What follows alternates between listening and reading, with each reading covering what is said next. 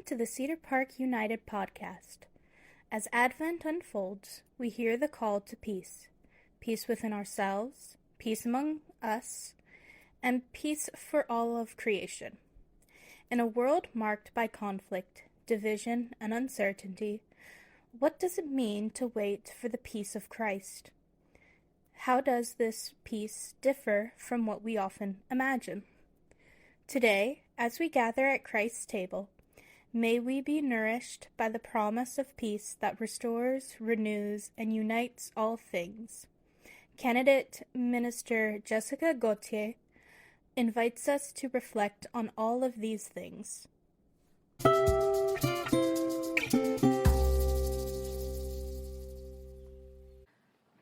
Please. All I want is some peace and quiet. I heard that a lot growing up. On this Peace Sunday, I want to explore peace with you. Not the peace that we hear about in expressions and figures of speech, but true peace, the kind that isn't passive, the kind of peace that has nothing to do with making people comfortable. Peace is active. It's a process. It can be uncomfortable, and it asks something of us. They're only saying that to keep the peace.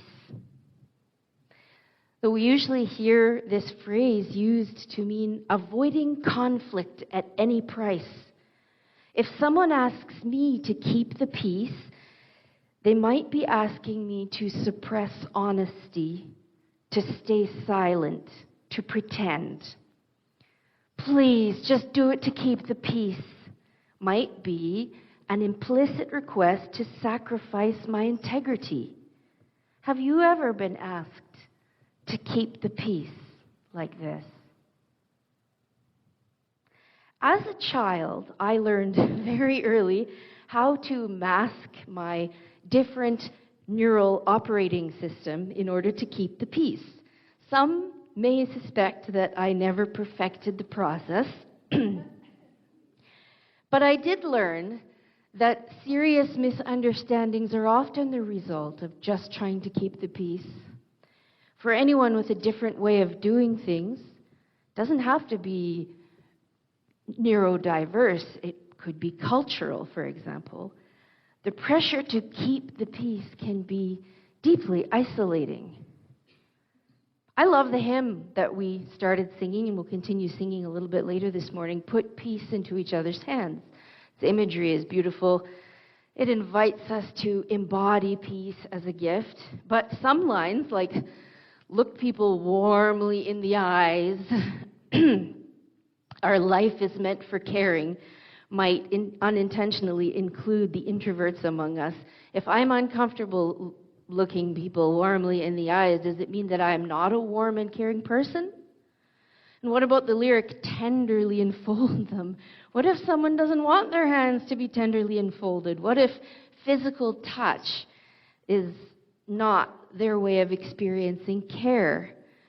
Peace, it doesn't have to look like warm eye contact or physical gestures. It's about meeting people where they are and honoring who they are. Here's another expression that I grew up with, from Bambi, I think. If you can't say anything nice, don't say anything at all.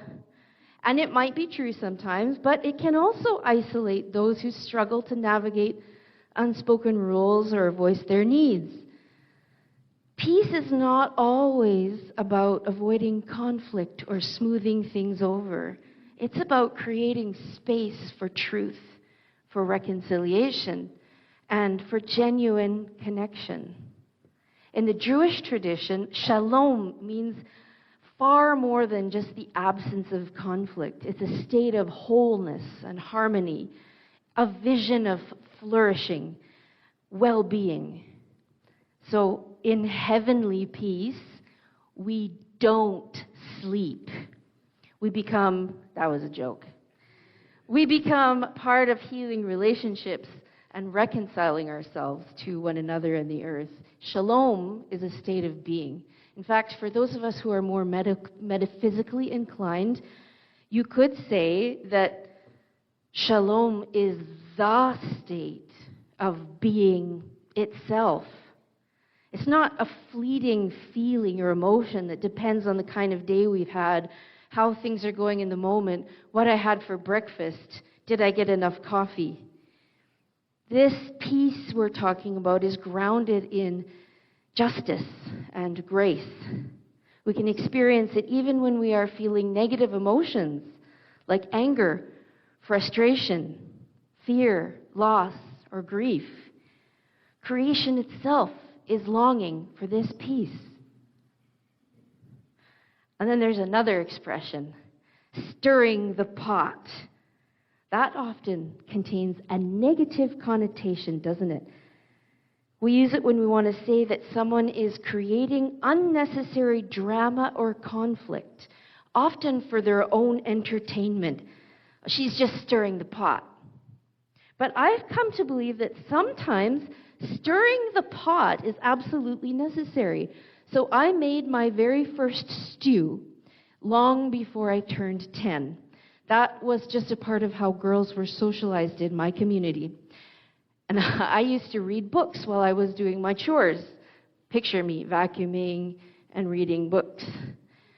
And that's how I learned multiple times that a stew will burn on the bottom if it's left unstirred. My beloved and a collection at home of burnt pots will tell you that I still struggle with this, but I am learning to stir the pot, and I think all of us can with a little grace. I've found that relationships and communities can stagnate or even turn toxic when we avoid engaging with things as they really are. But what if we lived in a community where stirring the pot meant addressing brokenness with honesty and care? What if it meant bringing hidden problems to the surface, not with bitterness or spite, but with commitment to healing? John stirred the pot. His father Zachariah's song, the Benedictus, which many liturgical traditions recite during morning prayer, foretells John's prophetic role. John would prepare the way for peace by speaking truth to power, challenging corruption, and calling for a change of direction for individuals and society. But truth-telling often comes at a cost. For John, it cost him his life. His head was literally served on a platter. Jesus stirred the pot. He confronted systems of exclusion and oppressions and challenged both religious and political leaders. I hear Jesus say, I come not to bring peace but a sword, and I think about the tension and disruption that truth-telling can bring. And I remember that Jesus also said those who live by the sword will die by the sword. Heavenly peace, shalom, doesn't come out of violence or dominance, but it does involve hard work as we participate in mending what is broken in our relationships and the world. And I don't believe we have to deny feelings of anger or sadness or doubt to experience that peace. I think peace makes room for these emotions. It holds them within a larger, grace-filled vision. I think about John the Baptist sitting in prison, wondering if maybe he'd been wrong. He sent his disciples to ask Jesus if he was truly the one they were waiting for. And I think John must have felt deep doubt, loneliness, and fear. But what strikes me is that Jesus didn't dismiss John's questions. He didn't ask John to push his feelings aside, avoid pain by pretending everything was fine in the name of his faith. We call that spiritual bypassing. We do it a lot. Instead, Jesus reassured John by pointing to what was happening in the world. Hey, people are being healed. The good news is being proclaimed. So peace, I believe, can sustain us even in times of chaos, can ground us in that ongoing work of God of transformation. And yet, even as we're working towards peace, we can fall into the trap of right fighting. I have seen for myself how easy it is to use truth as a weapon for personal validation rather than for reconciliation. So when I imagine walking in the paths of peace, I think it must involve moving carefully and attentively, means listening, admitting when we've taken a wrong turn, and being mindful not to crush the little creatures in our path. It is active, not passive. It is courageous, not comfortable. And now, I would like to talk about communion. In music, we call what I'm doing right now an abrupt modulation. But since I came from a family of truck drivers and physical laborers, my undergrad theory professor, who grew up a bit like me, we called him the doc, because he was the only one on the hockey team who had a doctorate. He called it a truck driver's gear shift. Don't worry, though, we're going to get back to peace. So, communion.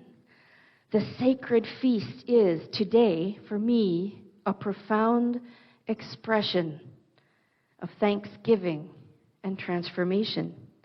And at the table, I am reminded of Christ's self-giving love, and I feel called to embody that peace in my own life, but I didn't always experience it that way. Growing up, communion was a source of terrible fear. I heard those words of Paul in his letters to the Corinthians about eating and drinking unworthily and bringing judgment upon oneself. So I worried constantly. Was I worthy? Communion didn't feel like a table of grace. It felt more like a test I was destined to fail. Over time, though, grace changed that for me. Grace transformed my fear into something else, and communion became a table where I could show up, imperfect, just as I am, and be nourished. It became a place to remember that grace is not about deserving. It's about receiving something freely given. It's about being welcomed and extending that welcome in every part of our lives.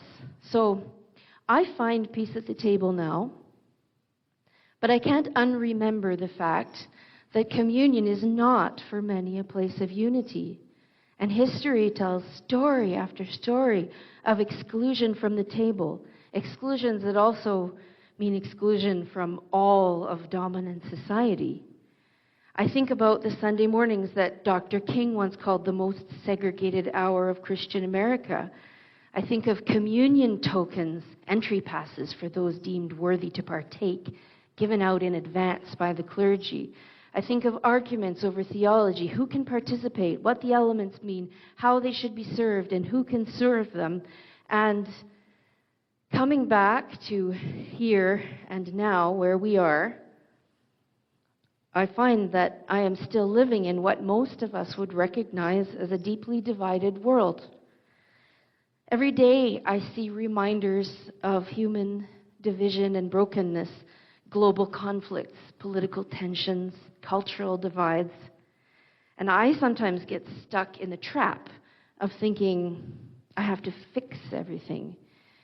I have to take sides, and I have to take on all that implies. Or maybe I feel that I must retreat into silence, afraid of saying the wrong thing. But I'm learning, slowly, that peace doesn't ask for perfection. It asks for humility. It asks for the willingness to listen. It asks for courage. Peace asks us to see the image of God in others, even when we don't agree. Now, we're not going to always get this right, but I'm reminded that in our failure, God's grace can then be at work. Our weaknesses can become spaces where divine creativity shows itself. God's power made perfect in weakness. So where in our lives are we keeping the peace in ways that harm ourselves or others? Where are we stirring the pot in ways that might simply create division rather than healing?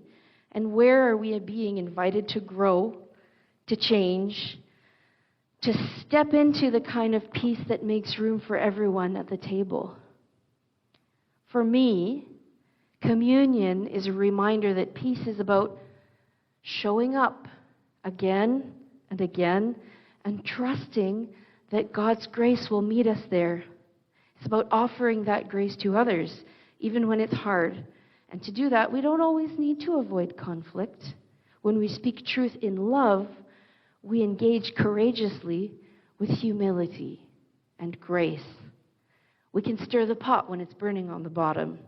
We can open ourselves to change, embracing the messiness of life and trusting God's grace to work even in the broken places.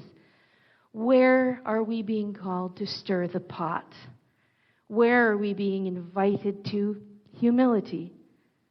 At the table, we remember how Jesus poured himself out for the world in humility. And about to be fed as one member in the body of Christ, I am reminded we are not alone. We live in God's world. We believe in God, who has created and is creating, who has come in Jesus, the Word made flesh, to reconcile and make new, who works in us and others by the Spirit. We trust in God. We are called to be the church, to celebrate God's presence, to live with respect in creation, to love and serve others, to seek justice and resist evil, to proclaim Jesus crucified and risen, our judge and our hope. And so in life, in death, in life beyond death, I can say, God is with us. We are not alone. Thanks be to God.